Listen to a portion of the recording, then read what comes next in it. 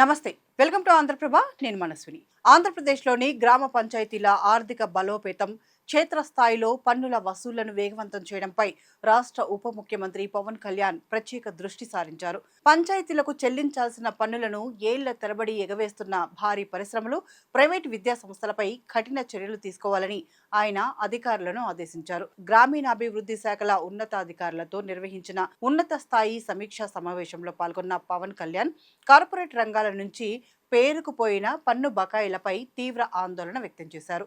సామాన్య పౌరులు తమ ఇళ్లకు సంబంధించిన పన్నులను ఎంతో నిజాయితీగా, క్రమబద్ధంగా చెల్లిస్తున్నప్పుడు వందల కోట్ల టర్నోవర్ ఉన్న పెద్ద పెద్ద పరిశ్రమలు, కార్పొరేట్ స్కూళ్లు, కాలేజీలు తమ సామాజిక బాధ్యతను ఎందుకు విస్మరిస్తున్నారని ఆయన సూటిగా ప్రశ్నించారు. పన్నుల రికవరీ ప్రక్రియలో ఎలాంటి అలసత్వాన్ని సహించేది లేదని, నిబంధనల ప్రకారం పన్నులు చెల్లించని డిఫాల్టర్లపై తక్షణమే చట్టపరమైన చర్యలు ప్రారంభించాలని ఆదేశాలు జారీ చేశారు. గ్రామీణ ప్రాంతాల్లో ఏర్పాటయ్యే భారీ పరిశ్రమలు, విద్యా సంస్థలు పన్నులు కట్టకుండా తప్పించుకోవడానికి రకరకాల లూప్ హోల్స్ ను వాడుకుంటున్నాయి.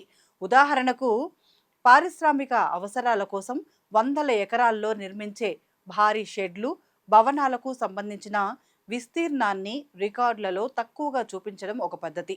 అలాగే పరిశ్రమల స్థాపన సమయంలో ప్రభుత్వాలు ఇచ్చే తాత్కాలిక పన్ను మినహాయింపుల గడువు ముగిసిన స్థానిక అధికారులతో కుమ్మక్కై ఆ మినహాయింపులను పొడిగించుకుంటూ పన్నులు ఎగ్గొడుతున్నారు.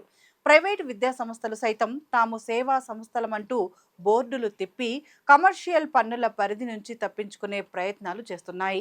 గతంలో విశాఖ, అచ్యుతాపురం, సేజ్ పరిసరాల్లోని కొన్ని పరిశ్రమలు, అలాగే కృష్ణా, గుంటూరు జిల్లాల శివార్లలోని పెద్ద పెద్ద కార్పొరేట్ క్యాంపస్లు దశాబ్దాలుగా పంచాయతీలకు పైసా పన్ను కట్టకుండా కోట్ల నుంచి స్టేలు తెచ్చుకొని కాలం వెళ్లదీస్తున్న దాఖలాలు ఉన్నాయి. కార్పొరేట్ సంస్థల పన్ను ఎగవేతల వల్ల గ్రామ పంచాయతీలు తీవ్రమైన ఆర్థిక లోటును ఎదుర్కొంటున్నాయి. పంచాయతీలకు స్వంత నిధులు రాకపోవడం, గ్రామాల ప్రాథమిక అవసరాలైన తాగునీటి సరఫరా, వీధి దీపాల నిర్వహణ, డ్రైనేజీ క్లీనింగ్ వంటి పనులను కూడా నిధులు లేక సర్పంచులు చేతులెత్తేసే పరిస్థితి వస్తోంది. పరిశ్రమల వల్ల వచ్చే కాలుష్యాన్ని భరిస్తూ వాటి భారీ వాహనాల రాకపోకల వల్ల గ్రామీణ రోడ్లు ధ్వంసమవుతున్నా వాటి రిపేర్లకు కూడా కార్పొరేట్ సంస్థల నుంచి పన్నుల రూపంలో పైసా రాకపోవడం వల్ల పల్లెలు నరకయాత్రంగా మారుతున్నాయి. కేంద్ర, రాష్ట్ర ప్రభుత్వాల గ్రాంట్లపైనే పూర్తిగా ఆధారపడాల్సి రావడం వల్ల స్థానిక స్వపరిపాలన అనే స్ఫూర్తి దెబ్బతింటోంది. ఈ వ్యవస్థాగత లోపాన్ని సరిదిద్దడానికి గ్రామీణాభివృద్ధి శాఖ మంత్రిగా ఉన్న పవన్ కళ్యాణ్ ఒక పక్కా యాక్షన్తో, ప్లాన్తో ముందుకు వెళ్తున్నారు. పన్ను వసూళ్ల ప్రక్రియను పూర్తిగా డిజిటలైజ్ చేయడం ద్వారా మానవ ప్రమేయాన్ని, అవినీతిని అరికట్టాలని చూస్తున్నారు. ప్రతి పంచాయతీ పరిధిలోని కమర్షియల్ ఆస్తులను శాటిలైట్ మ్యాపింగ్ మరియు డ్రోన్ సర్వేల ద్వారా రీఅసెస్మెంట్ వేయించి అసలైన విస్తీర్ణానికి తగ్గట్టుగా పన్నులను డిమాండ్ చేస్తున్నారు. కోట్ల స్టేల వెనుక దాక్కున్న పాత బకాయిలపై స్పెషల్ లీగల్ సెల్ ఏర్పాటు చేసి ఆయా స్టేలను త్వరితగతిన వెకేట్ చేయించేలా చర్యలు తీసుకుంటున్నారు. అన్నిటికంటే ముఖ్యంగా పన్నులు కట్టని పరిశ్రమలకు ప్రభుత్వ పరంగా ఇచ్చే ఇతర సేవలు, ఎన్ఓసీలను నిలిపివేసేలా కఠిన నిబంధనలు తెస్తున్నారు.